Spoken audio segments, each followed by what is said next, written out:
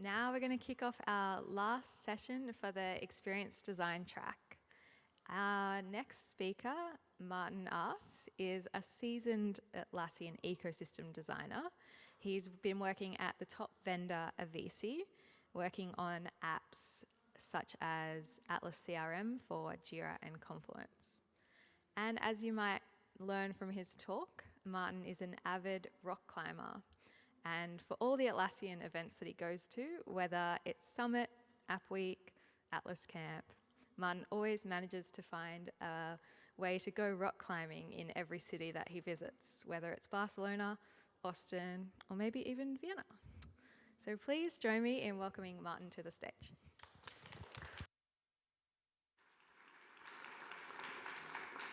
Thank you for the introduction. Today, I can use this. Today I'm going to talk to you about a condition that affects 1 in 12 men and 1 in 200 women, and that's colorblindness. But as you know by now, I'm also going to talk to you about rock climbing. I climb a lot, it's a big passion of mine, but I live in the Netherlands, and the Netherlands is kind of flat. So we go to climbing gyms. And in gyms, it works like this. There are several routes on the walls, and each route has a specific color. So on the picture here, you see a yellow route, and a red route, and a green route, and so on. I climb a lot with my colleague Thomas, and Thomas is colorblind. So very often, he's up in the wall, and he's asking me, like, hey, is this the right color that I'm trying to use? That makes it difficult for him. So today, I want to talk about 3 things. First, what is colorblindness? Then, how does it affect people? And how can we build for colorblind people? What is colorblindness? I found this picture on the internet. It has a lot of colors on it, and I thought it would be a good example to show you what colorblind people may see. I put some overlays on top of this to show you what a colorblind person may actually see. And the first one that I'm showing is deuteranopia. I'll just walk you through it. This is what most colorblind people see. You don't see all the colors, but you do see some colors. But there are different kinds of colorblindness. So this is one. This is also one. It's not as common as the first one. This one is called protanopia. And then there are some cool ones, like this one. It's called tritanopia. It's kind of rare. It doesn't happen as much as the other ones. I always think it looks like an Instagram filter or something. And here's an overview of all of them together. A lot of people think that colorblind people don't see any colors at all, but that's actually very rare to happen. And last but not least, you're not just colorblind or not colorblind, you can also be something in between.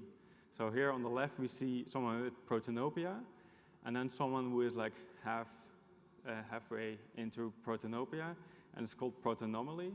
So each version of colorblindness has kind of a scale in between of like perfect vision and colorblindness. So that's like a very short introduction. I skipped a lot of stuff about what colorblindness is. Now we're going to look into how it affects people.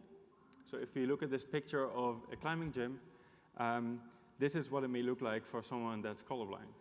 And as you may see, it's kind of difficult to see the differences between the routes, especially if you use white chalk on the routes. They get a bit dirty. You use rubber shoes. The rubber makes the holes dirty as well. So it's kind of difficult to see the differences. This is a picture I took in the Netherlands at a climbing gym, and this part of the wall has 8 different routes on it with 8 different colors. That's just to illustrate how difficult it can be for a colorblind person. Here's a real-world example of a traffic light.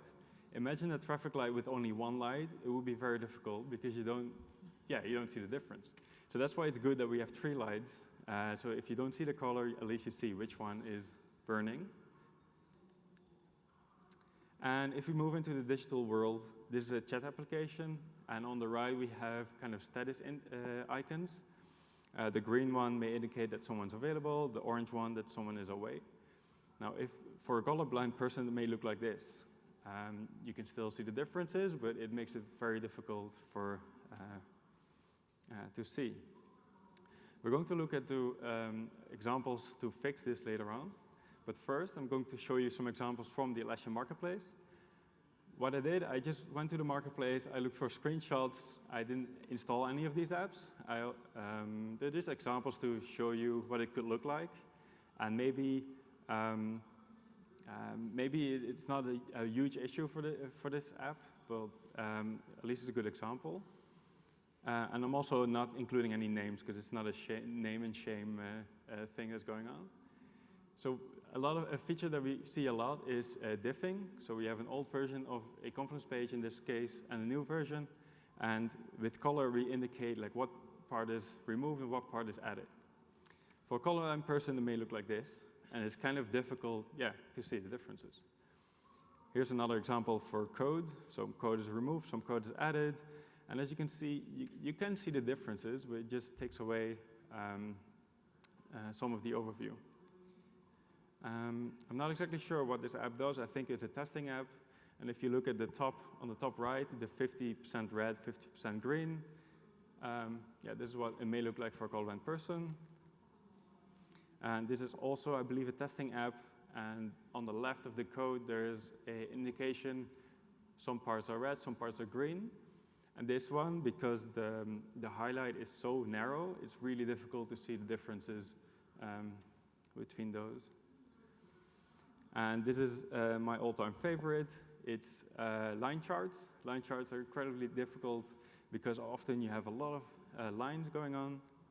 And especially if they cross each other, you may look like, you may end up with this for a colorblind person. I also wanted to include some Trello examples. At the bottom here, we see a time tracking app, and it has two states, this state and this one, and one of the two, the timer is running, and one of the two, the timer is paused. I don't know which is which. So we have some examples. Now we're going to look into how we can build for colorblind people. And I'm going to look back at our first problem, and that's the climbing gym. And what you see here, this is a picture from a climbing gym in London. And on the top right, you see a hold that has a pattern on top of it.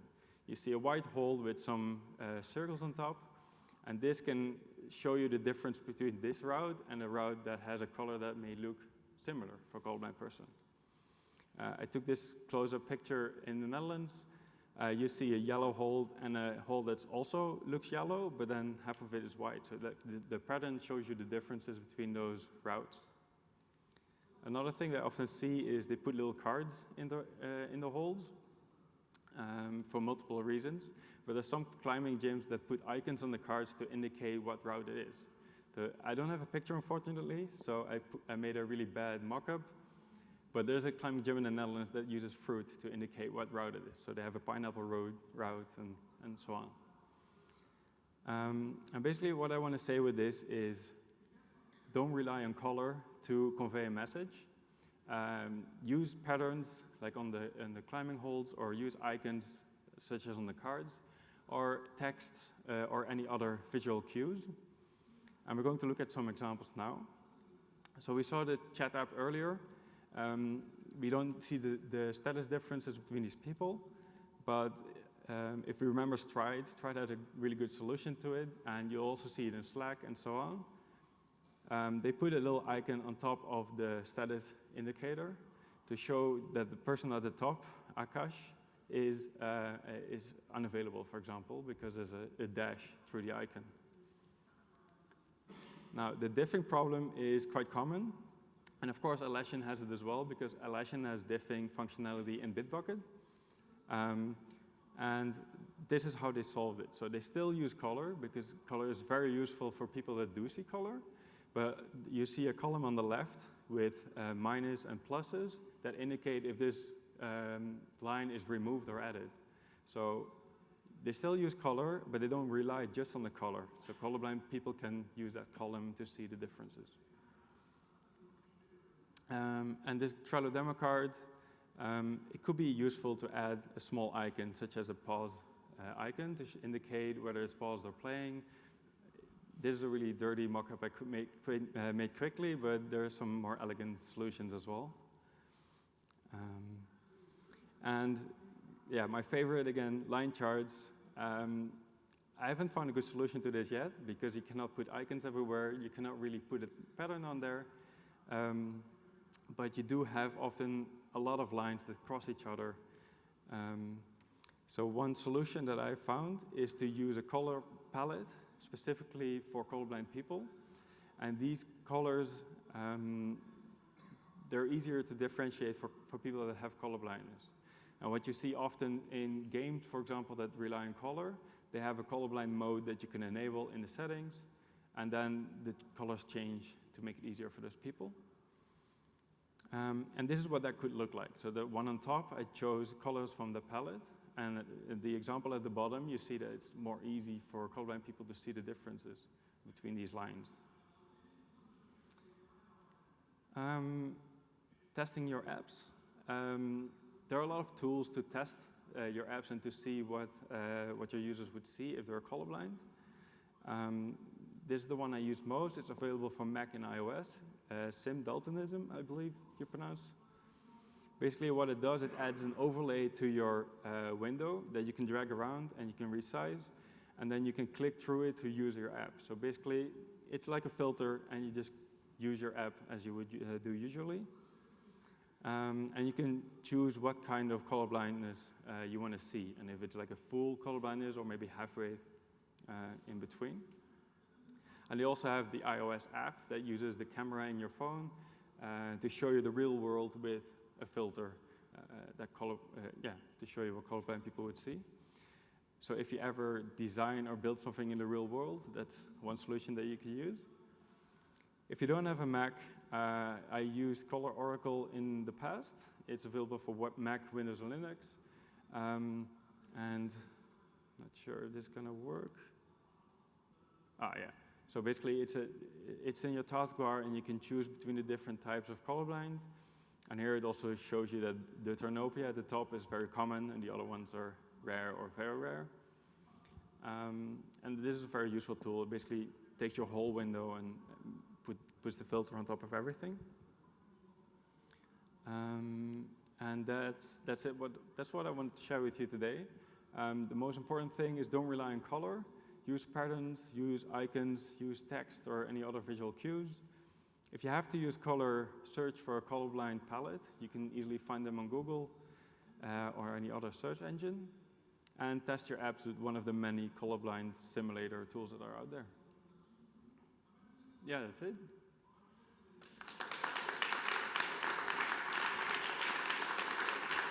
Thank you. Thank you so much, Maarten. Does anyone have any questions for Maarten?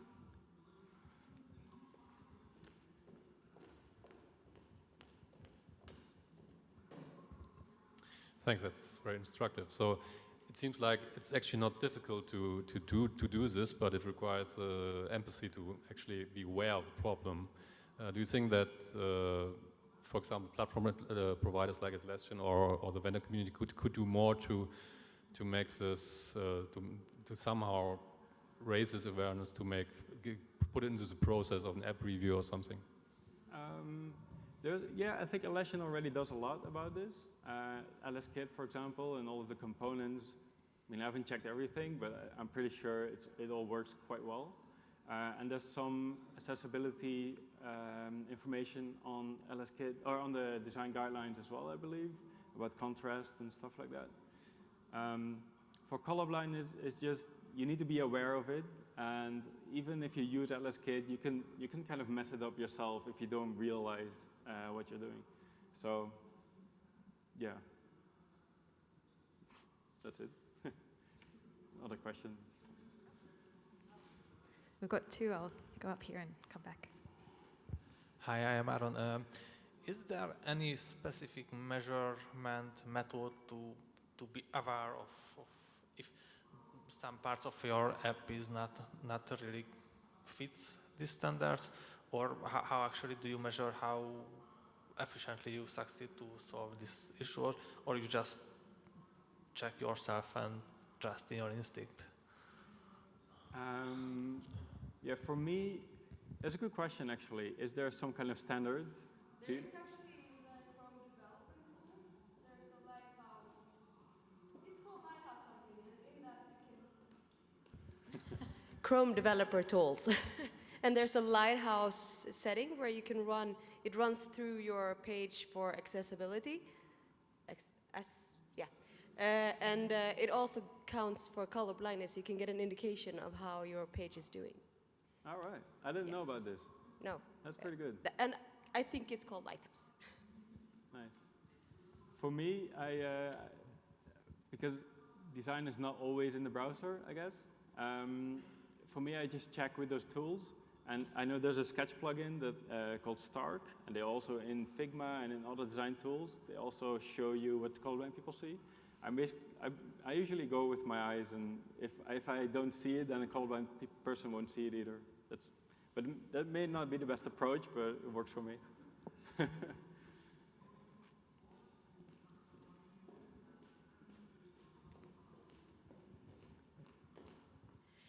So you said at the beginning that you like to climb anywhere you are traveling around the world. Do you find that many gyms are starting to think about color blindness? And in general, like, is this becoming more of a trend that companies are actually considering customers that have color blindness? I don't know, because in the Netherlands, I kind of cheated with my slides, because the pictures I made in the Netherlands, where there was a hole with half yellow, half white, over there it indicates that this is a children's route. Like, there's a yellow route, and then this hole is for kids that can't reach the other holes. So I thought it would be a nice example. I know that in the one in England with the dots on the holes, they have some pretty interesting stuff going on. They have all kinds of patterns on their holes. I couldn't find any better examples, and I'm not sure why they do it, because I haven't been there yet. But I think it is for this problem. As for industries, if they're looking into this, I'm not sure. I'm not very aware of what's going on, to be honest. Thanks.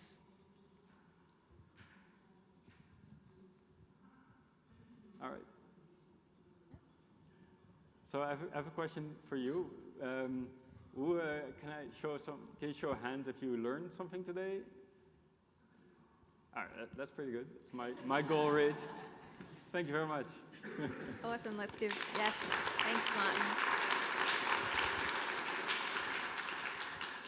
Great. Well, that's the end of our experience design track. Thank you so much for attending today, or one or more of the sessions today. If you haven't already, be sure to check out the Forge Labs upstairs. Looks like it's a pretty cool experience. And also, please remember to rate each session that you attend in your app, because this really helps us improve the content that we deliver and hopefully bring you even more design-related content next year. Awesome. Thank you so much.